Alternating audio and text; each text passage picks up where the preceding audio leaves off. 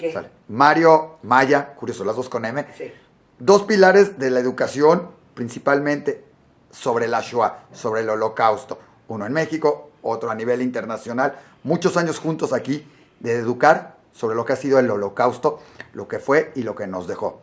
Creo que la pregunta, la primera es, tantos años dando clases, tanta historia, ¿sirve de algo? Ya sabemos que hacia la comunidad judía es una manera de enseñar o de educar o una razón, y ahora mucho hacia la comunidad no judía. Pero ¿realmente sirve de algo educar sobre el Holocausto, enseñarlo? ¿Nos los creen? Yo pienso que en los marcos judíos son públicos cautivos. Son públicos nuestros, son públicos que se enseña, que se estudia. Yo lo sé y puedo ser el catalizador de este asunto porque recibo a los chicos en el Majón de Madrijim y los veo muy bien preparados. Llegan a Israel muy bien preparados. Para mí es muy sencillo de equiparar. Saben más o menos igual que los chicos de Israel, que se estudian mucho más en él. Entonces, si vienen bien preparados, los chicos están bien. En México están bien. En los marcos no judíos brilla por su ausencia. O sea, casi que no está presente el tema no se conoce. Yo pienso que recién en los últimos años se empezó a enseñar en los marcos no judíos. Les impacta, les llama la atención, tienen curiosidad, quieren aprender, siempre y cuando sea relevante para ellos hoy en día. Por eso no tiene que ser enseñado únicamente una perspectiva histórica, sino que sea una plataforma para aprender valores humanos, respeto a la vida, tolerancia, democracia, ese tipo de cosas. Está enfocado hacia eso. Los alumnos judíos, Bueno, lo que pasa es que yo no trabajo como él fuera de la comunidad. Yo todas mis clases que he dado, los libros que he escrito, los libros de texto que he escrito y todo siempre han sido dirigidos a mis alumnos judíos. Entonces, tengo menos dificultad para transmitir. Sin embargo, últimamente he tenido la experiencia, en primeras con grupos de la tercera edad, en el que, del Deportivo, y en Kola Nisayón, que es de Maguen David, en el que la gente que me está escuchando casi no sabe nada del Holocausto. Wow. Es gente de mi edad, gente que sabe, porque sabe que sucedió y sabe que hubo una Segunda Guerra Mundial, pero no saben detalles. No. Entonces, cuando, por ejemplo, ahorita pasó el 27 de enero, di toda una lección verdaderamente, tanto en el Deportivo como en Maguen David, y me escuchaban con la boca abierta, porque dentro de la comunidad ashkenazí, todo mundo sabe, todo mundo perdió a alguien. Pero con las otras comunidades, la cosa fue diferente. Hubo gente que ni sabía.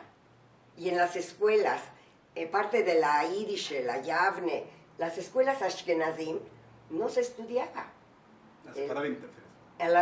A la Maguen David y Monte Sinaí y Sefardí casi no se estudiaba.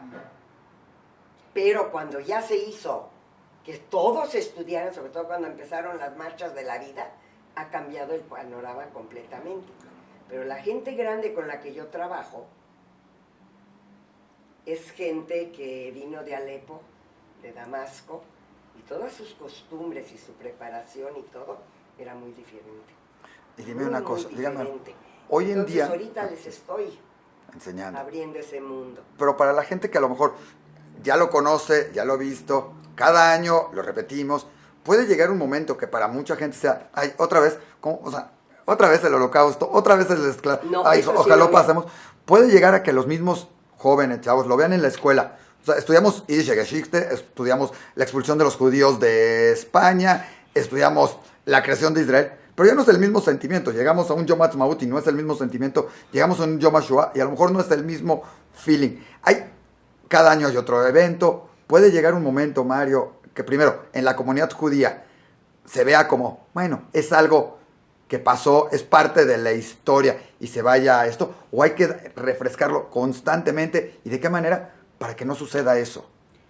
Bueno, lo que a mí respecta es lo que yo trato de hacer, es el hecho de no volver a lo que ya siempre sabemos. Fuimos muy selectivos en lo que decidimos recordar, y también nos gusta o no nos gusta, hemos decidido que hemos decidido olvidar. y hemos decidido olvidar muchísimas cosas y sabemos muy poco porque nos hemos enfocado, hemos puesto el foco en Polonia, dentro de Polonia en la rebelión del gueto de Varsovia y dentro del gueto de Varsovia en Mordechai Anilevich. Claro. Abrimos un poquito más, que es además fuera de lo que estoy diciendo, o sea, dentro de la misma reunión del gueto de Varsovia, ¿dónde están los demás movimientos que participaron? ¿Dónde está Pavel Frankl, por ejemplo, del Beital al cual yo no pertenezco, que desapareció? ¿Dónde están los chicos de la Noa Ratzioni, que desapareció? ¿Dónde están todos los demás? Quedó Mordechai Anilevich y el Ashon Aratzair.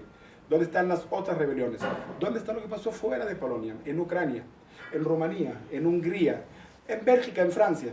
Todo eso como que nos ha desaparecido. Entonces, yo pienso que tenemos que ampliar. ¿Por qué evitamos tanto a los dos? Porque los dos los dan. ¿Por qué evitamos tanto en un momento dado la parte de si hubo defensas, si hubo rebeliones, si hubo lucha? Muchas veces nos vamos, pero es si existieron los partisanos. Pero nuestro enfoque normalmente es la parte, lógico, de los muertos, los fallecidos, lo que hicieron los alemanes. Y muy pocas veces o muy poca gente conoce hasta grande cantidad de barcos que salían ilegalmente y llegaban, trataban de llegar a Israel o a otros lados. Todo el mundo también nos casamos con el Éxodo, como si hubiera sido el Éxodo el único. Hubo muchos barcos que salieron, hubo mucha gente, pero los tenemos un poco menos olvidados. Es más fácil recordar, como dices, a Mordechai Anilevich y algunos otros, que recordar a gran cantidad. Del otro día en una plática contigo, hablaste de 6, 7, 8 mujeres, pilotos, paracaidistas, luchadoras, las transportistas, mensajeras. O sea, hubo mucha resistencia, pero muchas veces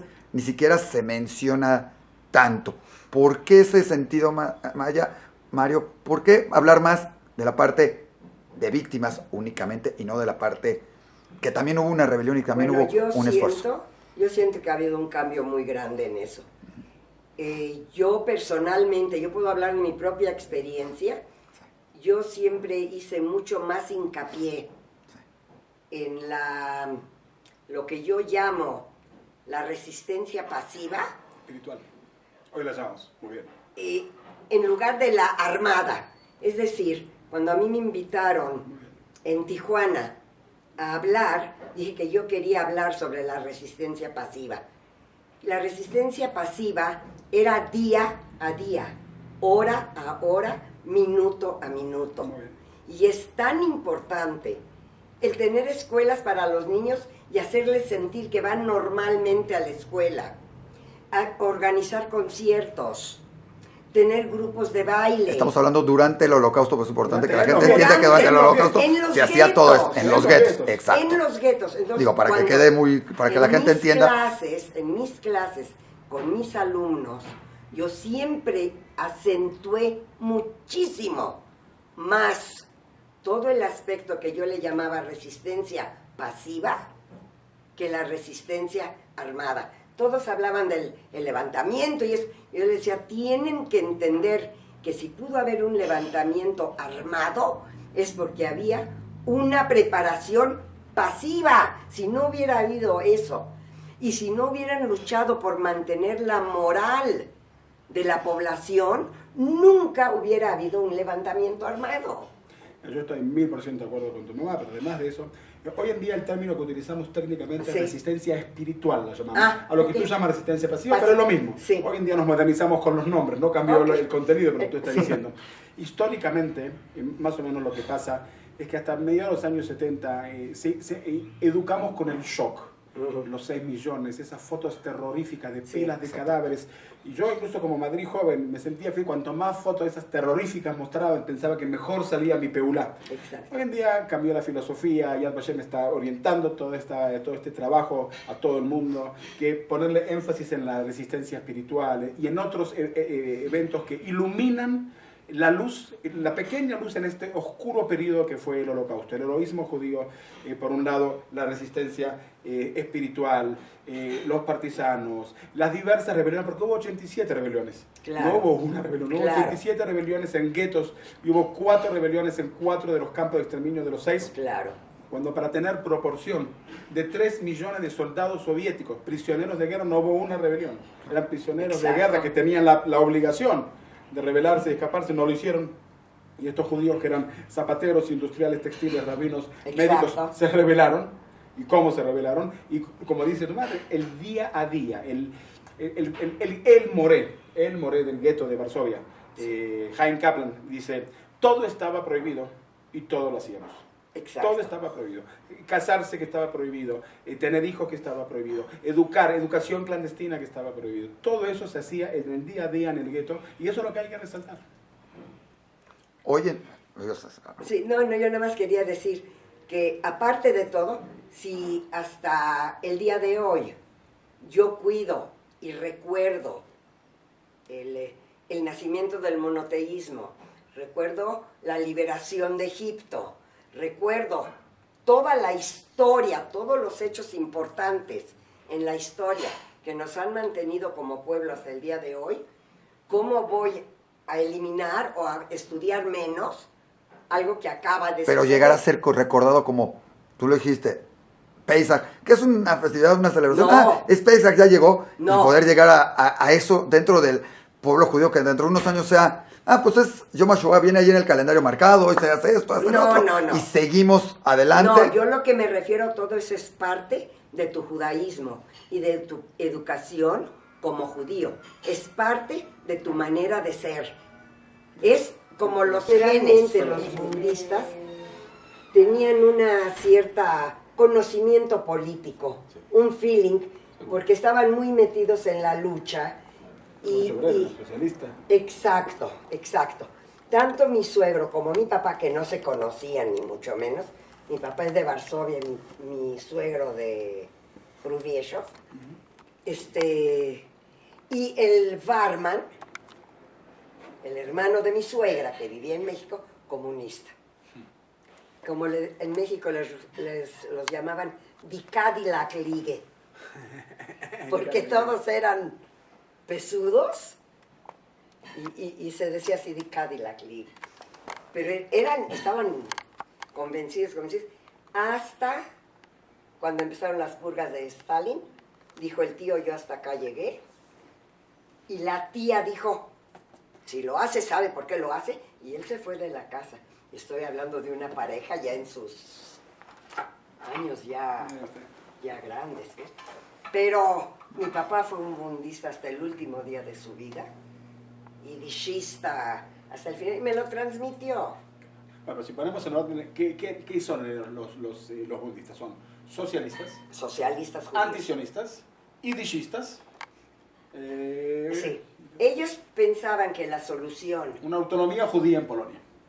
No, ellos, según era que el judío fuera reconocido como ciudadano en todos los países en los que vive, con los mismos derechos y obligaciones, y que no había necesidad de un Estado de Israel una vez que fuera reconocido como judío. Vaya, judío mexicano. Y la verdad es que la mayoría estamos afuera con pasaportes no israelíes, pero somos judíos. Sí, pero hay una gran diferencia en lo que es hoy, lo que fue antes, y la diferencia claro, es la existencia del Estado de Israel. Claro, es más fácil claro. ser hoy judío estando en un Estado de Israel, Claro. a pesar de todo. No es lo mismo. Antes era más fácil la asimilación, vaya, decir, voy a la universidad y a ver qué... No, claro. Ahora es una situación completamente diferente. Claro. Yo con todo que simpatizo, que en realidad no puedo ser budista. Es decir, como trabajadora que fui durante 35 años en un colegio judío, la verdad, yo me expuse varias veces y muchas de mis compañeras se expusieron por nuestros derechos. Pero, digo, eso sí, no sé si quiero que se grabe. No te preocupes. Esto nada más lo estoy grabando. Sí. Eso es el recuerdo. Es muy triste hoy en día la situación de todas las ex-Lerkes y Morot, porque nunca nos permitieron ni tener un sindicato, ni estábamos inscritas, digamos, en el Seguro Social mexicano como todos los trabajadores. ¿Y por qué? Porque era siempre la cuestión de que Son de el confianza. colegio es un trabajo, es comunitario. Pues ustedes no tienen necesidad de trabajar. A ustedes sus maridos. Eran otros tiempos, no hay lo que No, ahora. no eran considerados como el maestro profesional. Había poco maestro judío en cuestión de también en clases normal, y era el sindicato y eran las Pero maestros. era- Era pero- como que la parte Heimish, la parte bonita de la familia, la parte de la escuela, pero todos eran familia, no era el maestro, no era el maestro, no quiero decir que no eran profesionales, pero no se les veía como personal contratado, sino era parte de la familia. A la familia no le das todos los, no Pues tienes sí, que darle todos los derechos. Pero, por ejemplo, en un momento dado, hubo un tiempo en que todas pertenecimos al Seguro Social. Hubo un tiempo en que existía una Elterpensie, Sí. que dábamos 2% de nuestro sueldo, 2% daba la KEILE, 2% la escuela, para que el día que dejáramos de trabajar recibiéramos, etcétera. Sí había. ¿Por qué? Porque había aquí en México un grupo de maestros que todos habían sido bundistas. Y ellos nos protegían muchísimo, y ellos veían que hubiera a Krankenkasse, es decir, un seguro social Krankenkasse, que hubiera a Elterpensie que se fuera juntando. Cuando ellos desaparecieron, cuando ellos se fueron, los nuevos patronatos, digamos que se adaptaron a la realidad mexicana, llámenlo, no sé ni cómo llamarlo, y nos cambiaron completamente de estatus. Nos quitaron, ya no ganábamos por recibo, por trabajo, ganábamos por honorarios. Y al ganar por honorarios no tienes ninguna prestación, ni ningún beneficio. Para mí, no es el mismo tema, pero a mí justamente me llamó la atención, lo dije, los colegios que visité, que me tomó de sorpresa la cantidad de morim, de maestros judíos en los colegios judíos hoy acá en México. Hay dos razones y es muy discutido. Es muy bien para mí. No, hay dos razones. A ver. Una es que se ha vuelto en que es una manera de ayudar. Entonces, si voy a buscar a alguien que sea maestro, pues igual ayudo a alguien de la comunidad y entonces le doy el trabajo por ayudar, no por